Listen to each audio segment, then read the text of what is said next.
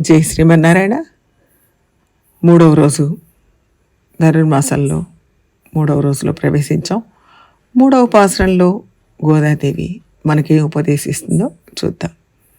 ఈ పాసురంలో గోపికలు తాము నోము నోచుకోవడానికి అనుమతిచ్చిన రేపల్లె వాసులకు ఎటువంటి సత్ఫలితాలు లభిస్తాయో తెలియజేస్తున్నారు.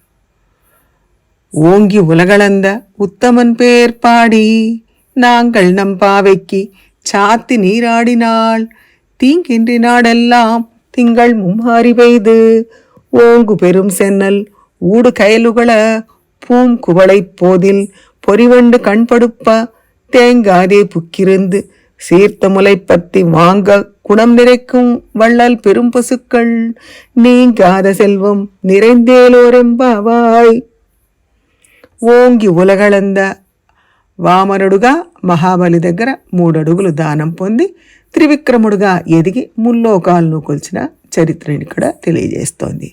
ఉత్తమన్ పేర్పాడి, లోకంలో 3 రకాల మనుషులుంటారని శాస్త్రం చెప్తుంది. ఇతరులకు మేలు చేయడం కోసం, వాళ్ళకు మేలు జరగడం కోసం తమకు కీడు జరిగినా పర్వాలేదు అనుకునేవాడు ఉత్తముడు. తనకు మేలు జరగాలి, ఇతరులకు కూడా మేలు జరగాలి అనుకునేవాడు మధ్యముడు. తనకు మేలు జరగడం కోసం ఇతరులకు కీడు జరగాలనుకునేవాడు అధముడు. శాస్త్రం కూడా చెప్పడానికి ఇష్టపడని 4వ వాడు ఇతరులకు కీడు జరగడం కోసం తనకు కీడు జరిగినా పర్వాలేదు అనుకునేవాడు అధమాధముడు. పరమాత్మ ఇంద్రుడికి మేలు చేయడం కోసం తాను మరుగుజ్జుగా పుట్టి ఇవ్వటమే కానీ ఎప్పుడు అడగడమే తెలియనివాడు 3 అడుగులు యాచించడం వంటి కింది స్థాయి పనులు, అంటే తక్కువ స్థాయి పనులు చేశాడు. అటువంటి ఉత్తముడిని, ఆయన కీర్తిని నిరంతరం పాడుతూ వీళ్ళు ఈ వ్రతాన్ని ఆచరిస్తున్నారు. నాంగల్ నంపావెక్కి చాతి నీరాడినాళ్, లోక కళ్యాణం కోసం మనం చేసే వ్రతం అనే మిషతో తెల్లవారుజామున పవిత్ర యమునా నదిలో సౌలభ్య స్వరూపుడైన కృష్ణుడితో కలిసి అందరం స్నానమాడితే ఏం జరుగుతుంది? తీంగిండ్రి నాడెల్లాం తింగళ్ ముమ్మారి పెయ్దు, లోకంలో కరువు అనేదే లేకుండా పోయేట్లుగా నెలకు 3 వానలు కురుస్తాయి. అది కూడా ఎలా కురవాలి అంటే, 1 రోజు బాగా వర్షం కురవాలి, 9 రోజులు ఎండలు కాయాలి. అలా నెలకు 3 సార్లు వర్షం కురవాలి. అప్పుడు అలా కురిసేవి. దానికి కారణం బ్రాహ్మణులు తమ విధిని సక్రమంగా నిర్వర్తిస్తే 1 వాన, పరిపాలకులు తమ ధర్మాన్ని తప్పకుండా పరిపాలన చేస్తూ ఉంటే 1 వాన, స్త్రీలు తమ కర్తవ్యాన్ని సక్రమంగా నిర్వర్తిస్తే 1 వాన పడుతుంది అని శాస్త్రం చెబుతుంది.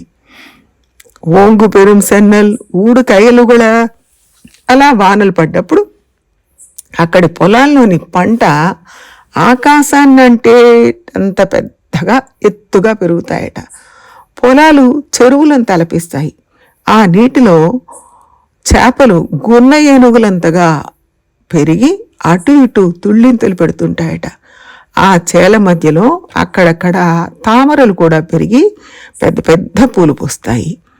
పూం కువళై పోదిల్ పొరివండు కణ్పడుప్ప, ఆ చేలలోని తామర పువ్వులలో బాగా తేనెలు ఊరుతూ ఉంటాయి. తేనెను తాగడానికి వచ్చిన తుమ్మెదలు తేనెను తాగి మత్తుగా ఆ పువ్వు మీదే పడుకొని నిద్రపోతాయి. అప్పుడు కింద నీళ్లలో గున్న ఏనుగులంతగా పెరిగిన చేపలు తుళ్ళింతలు పెడుతుంటే ఆ తామర తూడు కదిలి ఊగుతూ ఉంటుంది. వాటి మీద పడుకున్న తుమ్మెదలు ఇంద్రుడు హంసతూలికా తల్పంలో ఊగినంత సుఖాన్ని అనుభవిస్తాయి. అక్కడి తుమ్మెదలకే అంత వైభోగం అంటే మనుషులకు ఎంత వైభోగం ఉంటుందో ఊహించుకోవాల్సిందే. తేంగాదే పుక్కిరందు సీర్తములైపత్తి వాంగ కుడం నిరెక్కుం వళ్ళల్ పెరుం పసుక్కళ్, అంత బలవర్ధకమైన గడ్డిని తిన్న పశువులు ఎంత పాలనిస్తాయన్న సందేహం కలుగుతుంది. పాలు తీయడానికి ఒకసారి సిరను లాగి వదిలిపెడితే పాలధార నిరాఘాటంగా పడుతూనే ఉంటుందట. పెద్ద పెద్ద కుండలు మార్చి మార్చి భుజాలు నొప్పులు పుడతాయి, కానీ పాలధార ఆగదట. ఇది ఒక్క ఆవు గురించి చెప్తున్నారా అంటే మందలోని అన్ని పశువులు ఇలాగే పాలనిస్తాయి. ఎన్ని మందలు అంటే లెక్కలేనన్ని మందలు. అందుకే అక్కడి గోపబాలురు మంచి భుజబలం ధైర్యం ఉన్నవారట. నీంగాద సెల్వం నిరైందు. కృష్ణుడు నడయాడే బృందావనంలో సంపదలు ఎప్పటికీ తరిగిపోవు. కృష్ణుణ్ణి కీర్తించే భూమి మీద అంతటా సంపదలు పరిడవిల్లుతూ ఉంటుంది అని ఆండాళ్ చెప్తుంది. తిరుప్పావైలో ఆండాళ్ చేసిన నామ సంకీర్తన. జయ శ్రీమన్నారాయణ. ఆండాళ్ తిరువడిగళే శరణం.